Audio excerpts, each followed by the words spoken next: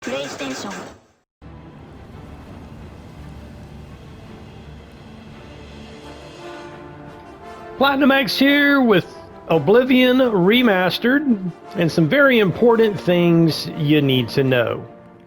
First off, let's look at options.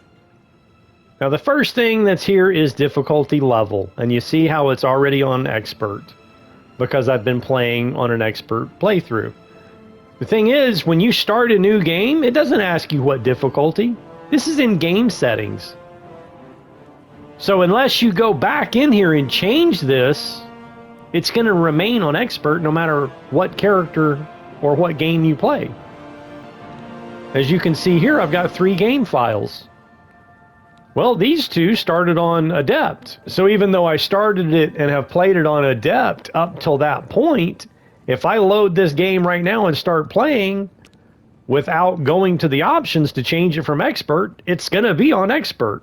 So again, this is a game setting. So the other thing here is autosaves. This is basically an on or off switch that tells it when to autosave. So autosaves during load screens could be like every time you go through a door, it's going to create a load screen, it's going to create an autosave. On fast travel, on rest, and when you wait. So again, this is just an on or off switch as far as when the game autosaves. If you turn all of these off, I guess you're not going to have any autosaves at all. There's no option as far as how many autosaves you get. So you get 5 autosaves. And so when it autosaves, it's going to overwrite the oldest autosave.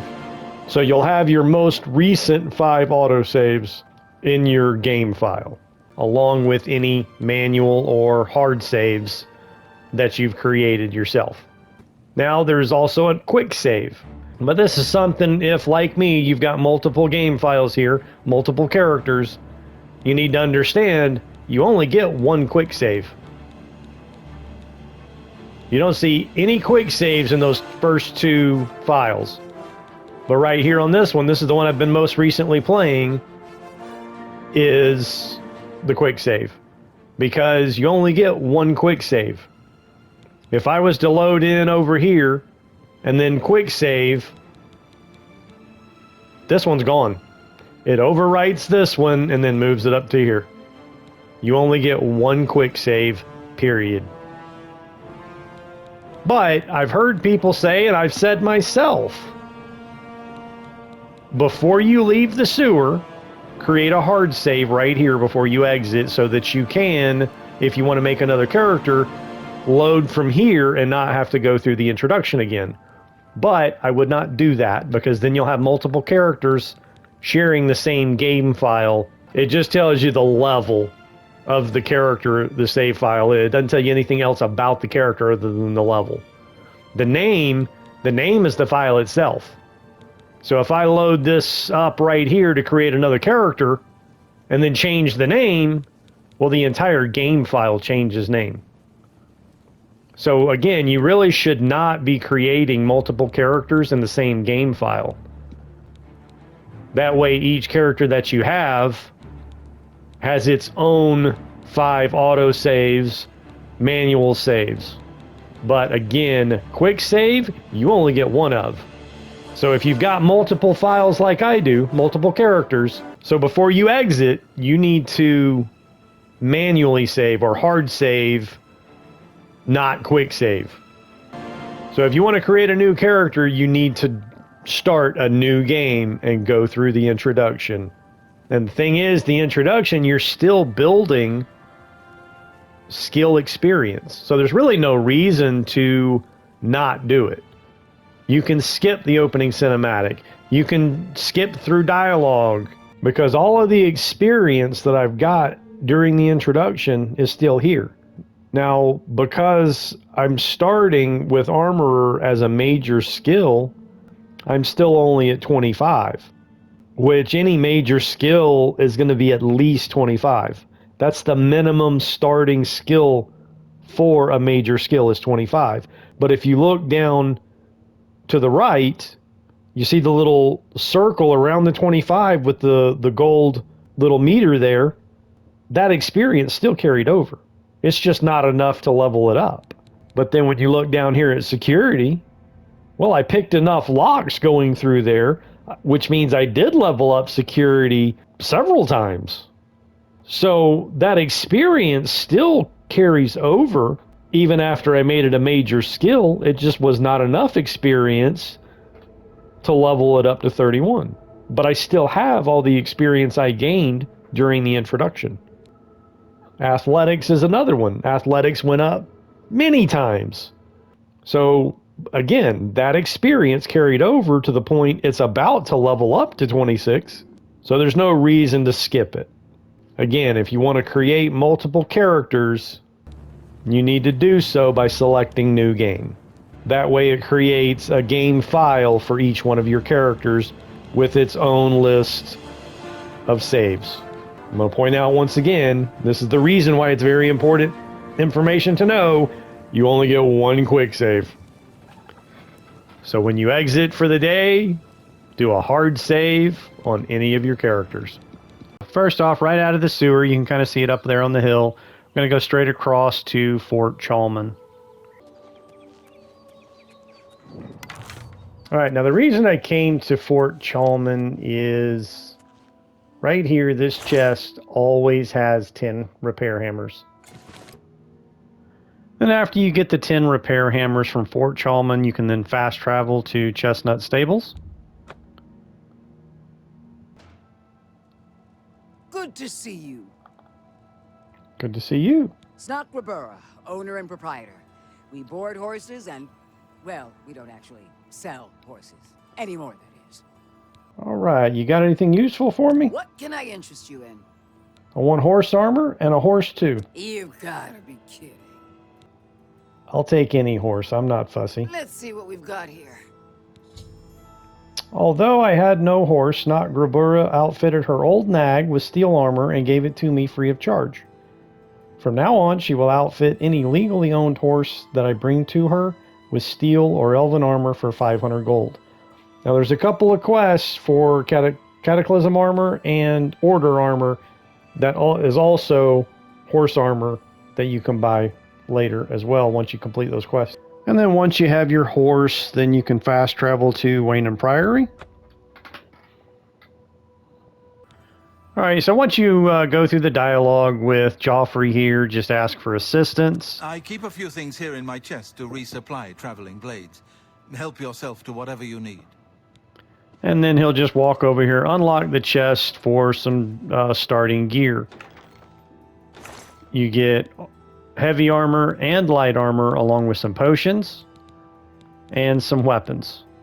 Now, at this point, it's important to realize this is now your chest. You can safely store your equipment in this chest. I normally stick my alchemy components in this chest. If I didn't want to use the heavy armor now, I could stick it back in there and then come back for it later. But I go ahead and just sell everything for some starting money. Alright, one other thing to point out from Wayne Priory is you also have a free bed. So you got a free chest to store your stuff, and you got a free bed. Any of these 3 beds are usable. It's just this first one that's not. So right from the start, you got basically everything you need. You got free starting equipment, you got a free storage, a free bed. Then if you go back over to him and ask for assistance again. Not here at hand. Prior Maberel and Brother Piner may also be able to help. Brother Piner here. Ask for assistance. Perhaps you will find this useful. One of the books I saved from my blades training. You go into danger. So you get the Warp in the West, which I believe is a block skill book. Good day. May I help you? And then I know that you Maberel. are on an important mission for the blades. Please, if you need a horse, take mine from the Priory stables. Thanks, but I don't need a horse. You are. So as long as you go to the stables and get the free armored old nag before getting Maberel's horse, then basically you now have 2 horses. So you can use Maberel's as a backup if the old nag gets killed, or if you'd rather go ahead and use Maberel's horse, you'll just you'll have to buy armor. And, you know, if you want armor, you'll have to pay for it. I'm the shepherd. And then Aranor here, if you ask him for Well, assistance, I know, but go ahead and take this hammer. he Well, gives you a free repair hammer. So that's 11 free repair hammers. And then now what we want to do is fast travel back to the market district. We're going to go to Jensen's Good as New merchandise.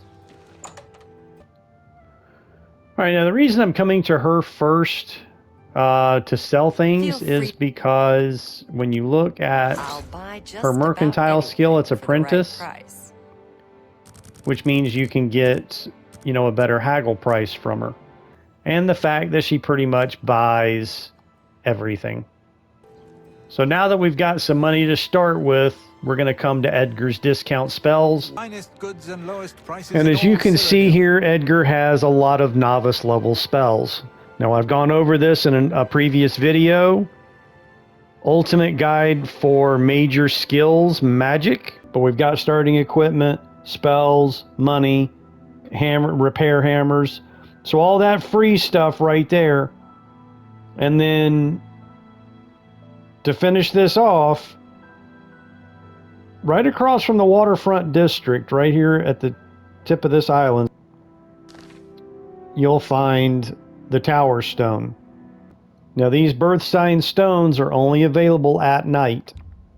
No stars shine upon the Doomstone. Well, it's 5:53. So these are not available until 6 p.m. From 6 p.m. to 5:59 a.m. these are available. You can only have one of these at a time, and they're scattered all over. I've got a video posted for the location and description of powers that each one provides. It's all Doomstone locations and powers. This does not affect the birth sign you chose during character creation.